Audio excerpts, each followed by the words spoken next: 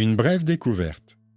Sur le trottoir avant l'aube, où des copeaux de peau se coinçaient dans les interstices entre les pavés, une cordonnière nommée Alicia se pencha sur un pot de cire et remarqua ce qui échappe généralement au regard, des bulles identiques. Elle comprit qu'une main étrangère apposait les cachets d'un seul coup, comme on presse la pâte avec une large paume, et que la cupidité de quelqu'un collait les destins aussi solidement que la cire chaude colle au fil. Je suis heureux de vous accueillir. Je suis un narrateur masculin et je vous invite à écrire dans les commentaires d'où vous écoutez cette histoire. Je vous souhaite une bonne humeur et une écoute agréable. Alicia vivait dans une petite ville anglaise, sur la route entre le marché aux laines et l'enceinte du monastère. Au milieu du XIVe siècle, l'artisanat permettait aux gens de survivre, mais la pauvreté les tirait vers le bas, comme l'eau glacée d'une petite rivière à la sortie de la ville. Alicia était cordonnière, elle travaillait tranquillement, sans se plaindre, et réparait les chaussures des autres, comme si elle collait non pas du cuir, mais l'espoir d'un lendemain meilleur. Elle gardait précieusement ses pièces de cuivre, achetait des chutes de cuir peu esthétiques et faisait sécher le cuir sur une corde près du poêle. Ses voisins la trouvaient têtue et renfermée. Elle ne discutait presque jamais sur la place, ne fréquentait pas les échoppes de vin, et le soir, vérifiait ses rubans, ses fils et sa cire, comme si elle craignait que la nuit ne détruise son petit monde. Un nouveau percepteur d'impôts arriva en ville. Il annonça la nouvelle taxe, la soi-disant taxe sur la chasteté, prétendument pour l'ordre et la bienséance. Le nom était bien choisi, justifié par une référence aux besoins de la ville et aux protecteurs, mais en réalité, il s'agissait d'un tribut humiliant imposé aux femmes célibataires artisanes.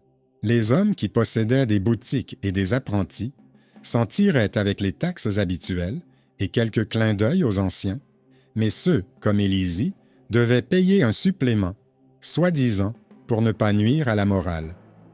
Le percepteur expliquait que c'était ce que prescrivaient les lettres et que cela serait plus simple pour tout le monde.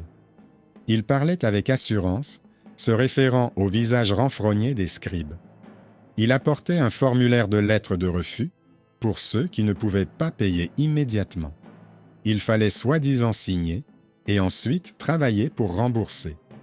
Et chaque document de ce type était scellé d'un cachet de cire portant le sceau de la ville. Beaucoup de femmes ont capitulé. Certaines avaient peur, d'autres étaient fatiguées, d'autres encore espéraient que tout s'arrangerait. Élisie a décidé d'observer attentivement plutôt que de se disputer sur la place. Elle n'aimait pas les discours bruyants. Elle savait repérer les micro-fissures dans la semelle et pouvait deviner d'où venait le cuir d'après sa texture. Elle aidait ses voisines à rédiger leurs lettres de refus. Elle ne savait pas formuler les mots avec aisance, mais elle savait en retranscrire le sens, et le scribe de la ville les notait. Chaque lettre était scellée, et c'est là qu'elle a remarqué une étrangeté. Les bulles d'air dans la cire étaient comme des frères jumeaux. Ce n'est pas l'œuvre de la nature, c'est l'œuvre d'une main qui appuie sur les cachets en série. Dans son métier, le même dessin de bulles signifiait la même pression, la même température et la même précipitation. On ne fait cela que lorsqu'on manque de temps et de conscience.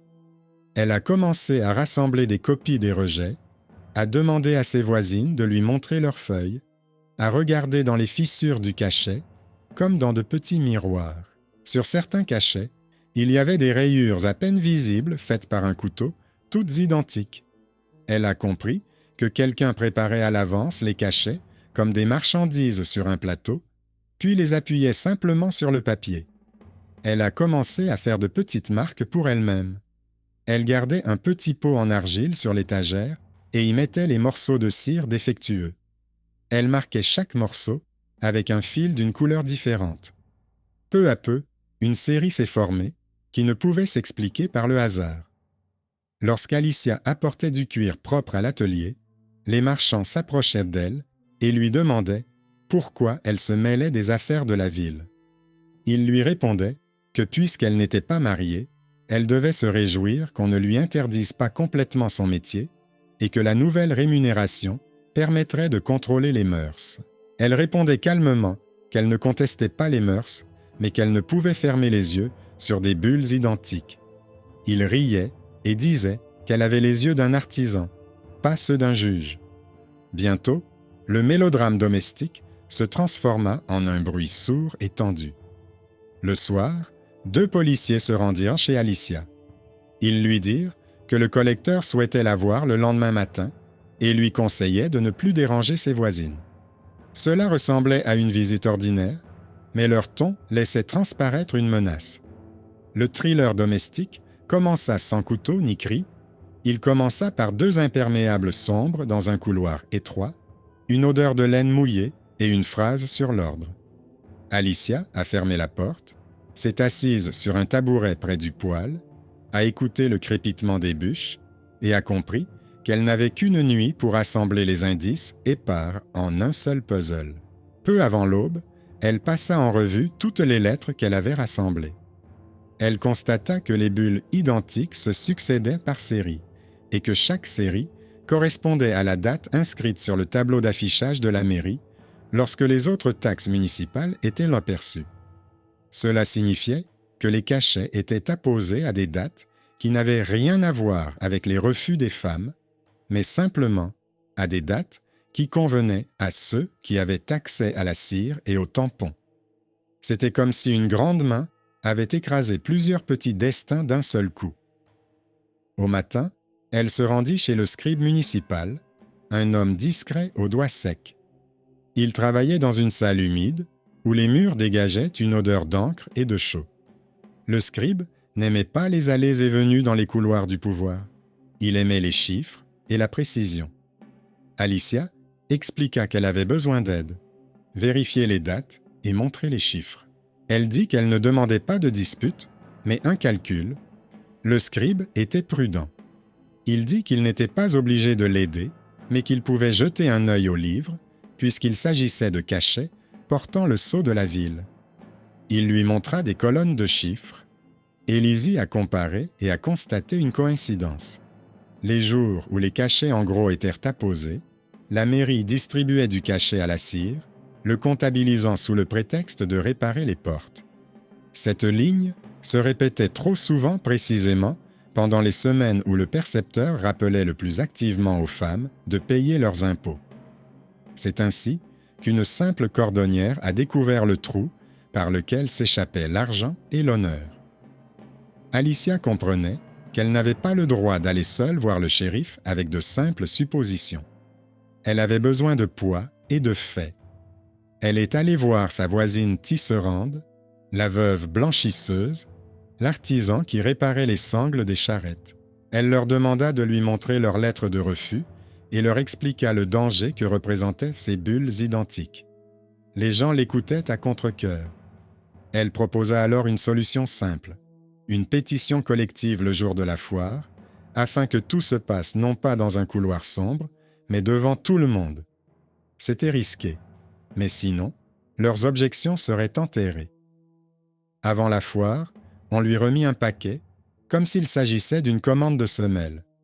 À l'intérieur se trouvaient de nouveaux sceaux portant le sceau de la ville, déjà imprimé avec un motif à bulles. Il y avait aussi une courte note sans signature. Le message était simple: si elle ne voulait pas d'ennui, qu'elle cesse de se mêler du travail des autres. C'est à ce moment-là qu'un achat ordinaire s'est transformé en menace. Alicia a compris qu'il ne s'agirait pas seulement de mots. Elle a caché le paquet dans le four, mais n'a pas brûlé le cachet de cire. Il pouvait servir de preuve. Elle l'a simplement caché dans un pot en argile qu'elle a poussé dans un coin, derrière un sac contenant des chutes de cuir. Le soir, en étalant des fils près de la fenêtre, elle sortit de la boîte une petite étiquette en cuir avec une lettre gravée. Cette marque était celle d'un homme dont elle ne parlait presque jamais. Quand elle était petite, elle le voyait rarement. Il venait rarement chez sa mère, apportait du pain et des pièces de monnaie, et lui demandait de garder le secret. Il avait promis de la reconnaître un jour, mais il avait disparu pendant les semaines troubles qui avaient suivi la peste. Elle gardait en mémoire sa marque en cuir, le signe avec lequel il marquait les marchandises, et sa voix rauque qui disait que les marques et les cicatrices disaient la vérité, tandis que les mots mentaient. Alicia ne l'appelait pas son père, mais le sang ne ment pas. Elle avait déjà vu une marque similaire sur une vieille charrette près de la porte de la ville, dans les mains d'un homme qui avait autrefois été l'apprenti d'un important marchand. Le lendemain, la foire s'ouvrit au son des cloches. La place s'anima. Le percepteur des impôts se promenait entre les rangées comme s'il était chez lui. Il hochait la tête et plissait les yeux, comme s'il appartenait à la ville depuis sa naissance. Alicia sortit une liasse de lettres de refus, soigneusement attachées avec du ruban, et demanda au shérif d'entendre la plainte collective. C'était audacieux de la part d'une artisane solitaire. Au début, personne ne voulait l'écouter, mais les gens autour d'elle s'écartaient en silence et observaient. Le shérif aimait le calme et l'ordre, mais n'aimait pas l'injustice bruyante. Il accepta de l'écouter, car la foire ne supportait pas les scandales. Alicia fut brève. Elle expliqua que des bulles identiques sur les cachets ne pouvaient pas apparaître par hasard. Elle montra les séries correspondant au jour où le cachet avait été utilisé. Elle montra les fines rayures impossibles à reproduire avec différents couteaux. Elle mentionna le paquet de menaces. Elle n'a pas accusé à haute voix. Elle a rassemblé les indices devant le shérif. Le scribe a prudemment confirmé que les déductions étaient effectivement fréquentes. Le percepteur a répondu qu'il s'agissait de calomnies et que les besoins de la ville étaient grands. Il a déclaré que les sceaux étaient apposés en présence de témoins et que les femmes venaient elles-mêmes demander un report, ce qui signifiait que l'affaire était volontaire. La foule murmurait. C'est alors qu'il y eut un premier rebondissement inattendu. Un homme de petite taille, vêtu d'un manteau flamand, s'est approché. Il a ouvert un livre de comptes et a déclaré qu'il tenait un registre des livraisons de cire et de matériel d'estampillage dans le cadre d'un contrat avec l'atelier de la presse municipale. Il a indiqué les dates et les montants, et les chiffres correspondaient à ceux qu'Alicia avait vus la nuit précédente. L'homme a déclaré avoir livré 4 lots les mêmes jours et que les tampons devaient servir à la réparation des portes et des bancs et non à la papeterie des femmes. Il s'agissait d'une intervention d'un tiers. Il disposait de ressources et d'un livre dont on ne pouvait se passer. C'était un bienfaiteur inattendu qui ne connaissait pas Alicia, mais connaissait les chiffres. Le collecteur pâlit, mais tint bon. Il dit que tout avait été convenu avec la guilde des marchands. C'est alors qu'un vieil homme au visage balafré, un cordonnier vêtu d'un cafetan usé, sortit de la foule. À sa ceinture pendait une étiquette en cuir avec une lettre gravée, exactement comme celle qui se trouvait chez Élisia. Le vieil homme déclara avoir vu les apprentis du fabricant d'estampes presser les tampons la nuit et les faire sécher près de l'atelier, sous un auvent, et qu'ils utilisaient tous le même couteau, car c'était lui-même qui en avait affûté la lame. Il ne regardait pas Élisia, mais elle comprit grâce à cette étiquette, c'était bien l'homme qui lui apportait du pain quand elle était enfant. Il avait été absent pendant de longues années, mais sa présence était désormais le nœud qui reliait tous les fils. C'était une parenté cachée qui revenait comme un boomerang, non pas comme une protection offerte, mais comme une confirmation des faits. Le shérif voyait le bruit monter. Il craignait une émeute, craignait des troubles pendant le jour de marché. Il mit la dispute de côté et demanda si quelqu'un avait des preuves matérielles. Alicia apporta sa cruche en argile et montra le cachet de cire sombre avec le signe et les mêmes bulles retirées du paquet de menaces. C'était un échantillon pur avec le même motif. Le scribe jeta un coup d'œil et acquiesça, indiquant qu'il avait vu les mêmes traces sur les refus. Le collecteur s'est mis en colère et a déclaré que c'était un faux. À ce moment-là, 2 policiers se sont précipités vers la cruche, mais le shérif a levé la main. Il comprenait que s'il écrasait la cruche de force, la foule se déchaînerait. La situation devint aussi délicate que de la peau tendue sur un bloc. Le petit atelier d'Elysia, son œil d'artisan, ses fils, ses morceaux de cire et ses notes prises pendant la nuit, l'emportèrent sur les titres ronflants et les pas assurés du collecteur. La faiblesse contre la force, la pauvreté contre la richesse, la voix basse contre les cris forts. Le talent caché contre le statut s'est manifesté sans cri, simplement par la capacité de voir la même bulle. Le collecteur restait ferme. Il disait que même si les tampons étaient préparés à l'avance, ce n'était pas un crime, mais une commodité, et que la nouvelle taxe était utile pour l'organisation de la ville. Il laissait entendre que certaines femmes devaient être reconnaissantes de pouvoir travailler. La foule s'agita, puis une autre intrigue est apparue. Au bord de la place se tenait un jeune garçon que beaucoup traitaient de bon à rien et utilisaient comme garçon de course pour les échoppes. Il s'appelait Marraine. On le considérait comme maladroit et ridicule. Il pliait sous le poids des ballots, ne se distinguant en rien des autres.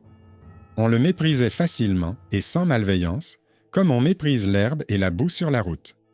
Il leva la main et demanda à être écouté. Il a dit que la nuit, il apportait de l'eau aux élèves du collecteur et qu'il les avait vus apposer un tampon sur le tableau, puis changer le signe en prenant l'empreinte du même anneau. Il a montré un bleu sur son épaule, causé par un seau lourd, et a dit qu'il les avait entendus se vanter d'avoir rapidement pris le coup de main. Il apporta les chiffons qu'il avait emportés de la table et sur lesquels les empreintes étaient restées. Marraine s'avéra être un héros méconnu. Celui que personne ne remarquait avait, au moment crucial, trouvé une preuve simple. Il ne cita pas de nom, il montra les tâches. Le shérif comprit qu'il ne fallait pas étouffer le conflit le jour de la foire. Il annonça que le collecteur serait suspendu jusqu'à la fin de l'enquête et qu'il conserverait lui-même les sceaux dans un avenir proche. Il déclara qu'aucune taxe supplémentaire ne serait prélevée auprès des artisanes célibataires avant la fin de l'enquête. La place était bruyante, mais le bruit était désormais léger, comme l'air après une forte pluie. Alicia ne souriait pas, elle expirait seulement profondément. Elle savait que ce n'était pas la fin. Elle savait qu'il y avait des gens qui ne pardonnaient pas dans l'obscurité. Cette même nuit, des pas s'attardèrent près de son atelier. On gratta à la porte, on glissa un morceau de ficelle dans la fente. C'était le signe que des ennuis pouvaient survenir au petit matin, perquisition, contrôle, dépôt d'objets étrangers. Elle comprit que la guerre serait silencieuse. C'est alors qu'est survenu le troisième tournant, qui a définitivement consolidé ce succès fragile. Un homme qu'elle avait vu pendant la journée, avec une étiquette à la ceinture, est entré dans l'atelier. Il dit d'une voix sourde à travers la porte qu'il n'était pas venu pour demander ou faire pression, mais pour dire une chose. Il admit qu'il avait autrefois été proche de sa mère et que sa faiblesse, sa lâcheté et sa peur de la pauvreté l'avaient rendu muet.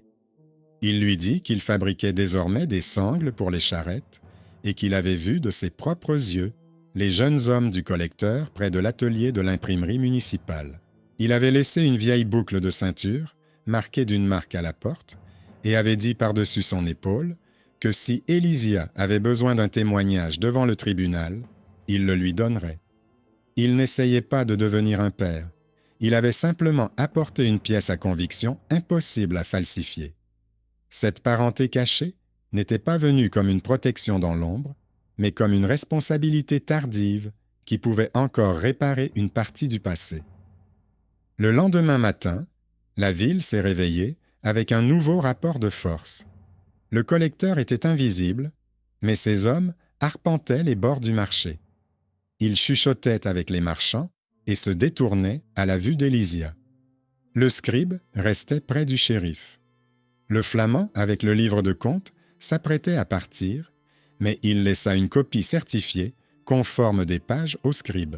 Marraine distribuait de l'eau et ne levait pas les yeux pour ne pas irriter ceux qui l'avaient vu la veille révéler leurs activités nocturnes. Élisie décida d'aller jusqu'au bout. Elle comprenait qu'un seul coup d'éclat sur la place ne changerait pas l'ordre établi. Il fallait une issue simple mais forte, sans contradiction logique. Elle rassembla toutes les lettres de refus, apporta un pot en argile avec du cache-seau et convint avec la tisserande et la blanchisseuse de venir ensemble. Elle avait calculé son coût. Elle savait que si elle ne montrait que le dessin général, il trouverait une excuse dans le couloir. Il fallait montrer le truc en action. Un jeune maître travaillait dans l'atelier municipal des sceaux. Il dépendait de la guilde et gardait les yeux baissés, mais il aimait son métier et n'aimait pas que des mains étrangères se livrent à des activités malhonnêtes avec les sceaux. Élisie lui demanda de montrer à tout le monde ce qui se passerait si l'on pressait les sceaux à l'avance sur une planche, si on les laissait refroidir, puis si on les retirait et les transférait sur du papier. Il a d'abord refusé. La tisserande a alors dit qu'elle offrirait un nouveau tissu pour recouvrir la table. La blanchisseuse a promis de laver gratuitement les toiles de l'atelier. Une modeste entraide a remplacé l'aliénation. Le maître accepta de montrer. Il fit des échantillons et les bulles formèrent le même motif.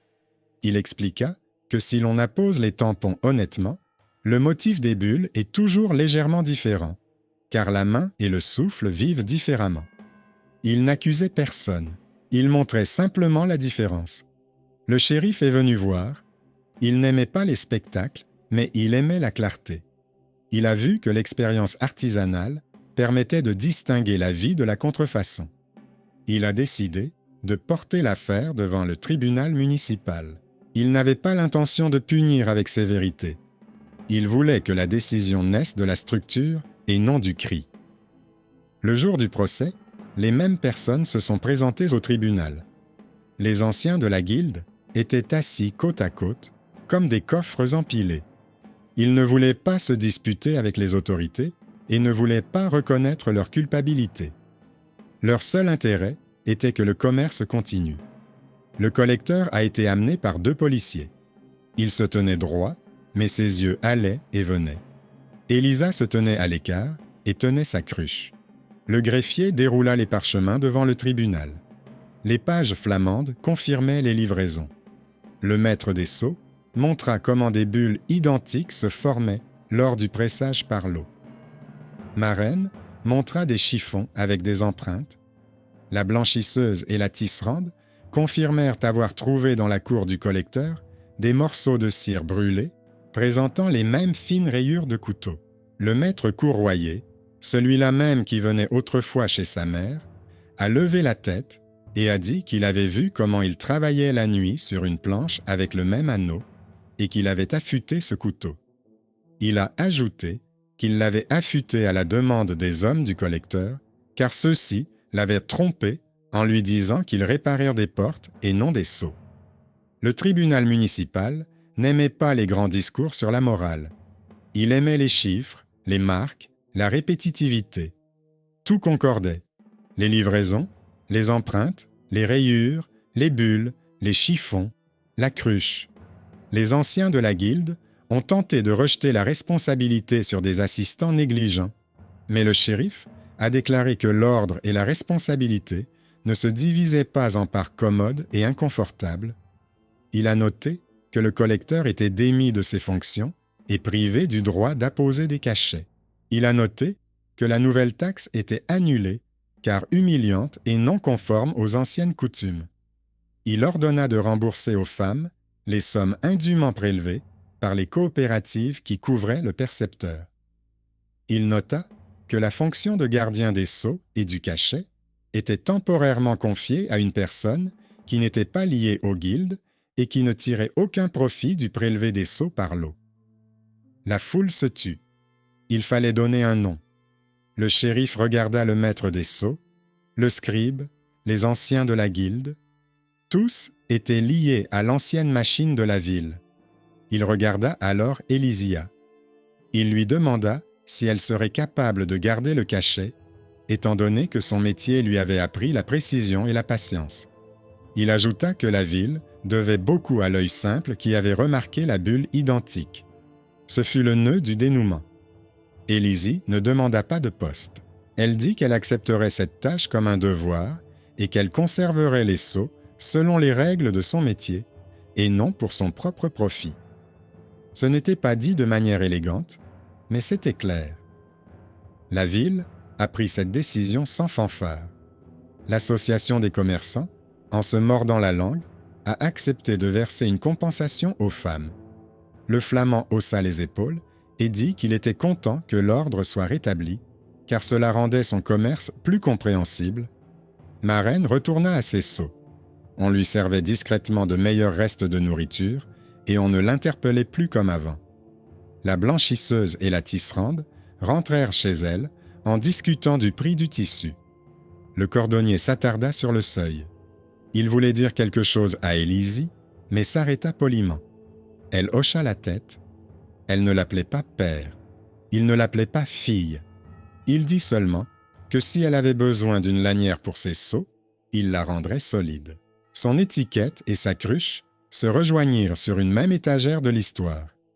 La paix ne s'installa pas instantanément entre la pauvreté et la richesse. Mais pour la première fois depuis longtemps, la pauvreté vit qu'elle pouvait s'en sortir grâce à son savoir-faire et non grâce à la charité. Le masque tomba, non pas parce que quelqu'un cria, mais parce que l'artisan vit le motif. Le talent caché a contourné le statut aussi facilement que l'eau trouve une fissure dans la pierre. Au bout de quelques semaines, la ville retrouva son calme. Le collecteur a disparu de la route. On disait qu'on l'avait vu dans un autre endroit, où il essayait de trouver un emploi de commis. On disait que ces hommes avaient longtemps eu du mal à retrouver leur ancien salaire. Les anciens de la guilde ont envoyé des cadeaux au shérif, mais il a préféré les livres secs. Élisie n'est pas devenue plus riche. Elle était restée cordonnière, mais a obtenu une petite pièce près de l'atelier de fabrication de seaux, où se trouvait une table avec des tampons soignés et des barres de cire scellées. Elle comptait la cire comme elle comptait les aiguilles chez elle. Chaque barre, chaque empreinte, chaque morceau de chiffon avait sa place.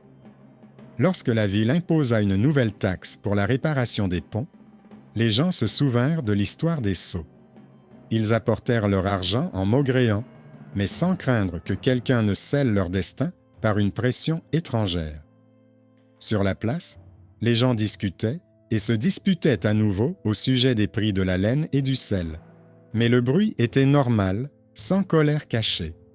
Le shérif jetait parfois un œil dans l'atelier des seaux. Il regardait Alicia vérifier les seaux finis, chauffer lentement le cachet de cire, tenir le tampon d'une main sûre. Il voyait que là où apparaissait une main sûre, la peur disparaissait.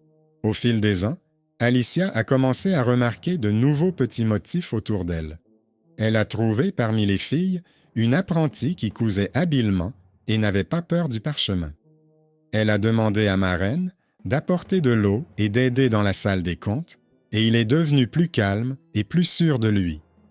Il apprit à distinguer le léger dessin des bulles et cessa de se recroqueviller sous les cris des autres. La tisserande changea de métier et se mit à sourire plus souvent. La blanchisseuse cessa de laver par intermittence la nuit, car on lui avait rendu une partie de son argent et elle avait plus de commandes. Il n'y a pas eu de miracle. Il s'est simplement passé ceci. Ceux qui, hier encore, étaient traités comme des moins que rien, ont obtenu une place à la table où l'on note les chiffres. Un jour, le flamand revint en ville. Il raconta que désormais, dans plusieurs localités voisines, les timbres étaient également distribués par les ateliers et non plus par les collecteurs. Il dit que la rumeur sur les bulles s'était répandue. Il ne nomma pas Élise, il parla de la règle. C'était encore mieux. La règle vit plus longtemps que le nom. Les années passèrent. Élisie se souvenait parfois de la soirée où la menace avait été glissée dans la fente. Elle avait l'impression que ce moment était plus important que le bruit de la foire. C'est là qu'elle avait décidé de ne pas se cacher. C'est là que la scène quotidienne était devenue une friction qui avait fait jaillir une étincelle.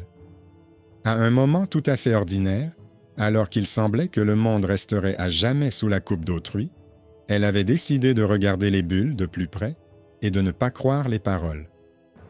C'est ainsi que tout avait commencé.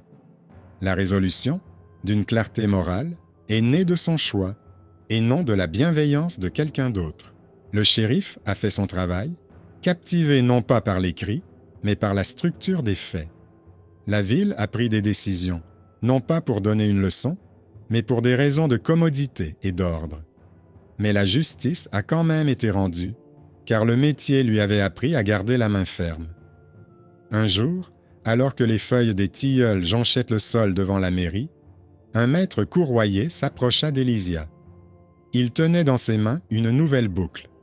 Il dit que la vieillesse faisait son œuvre et que ses mains ne lui obéissaient plus comme avant.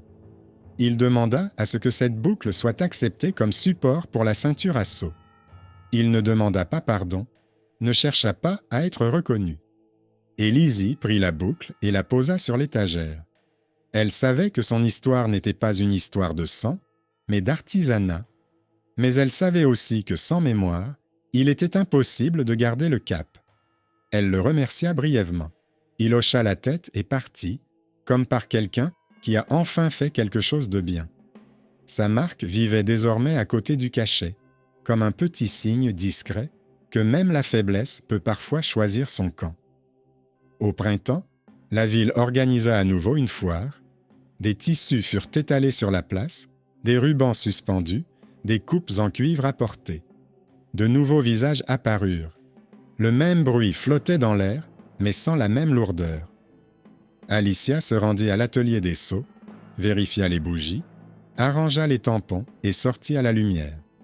Elle regarda la foule et remarqua au bord un garçon familier avec un seau.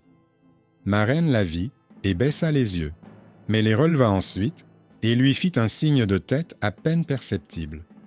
Il ne semblait plus être un chiffon sale au pied du marché. Il faisait désormais partie du nœud qui maintenait la place.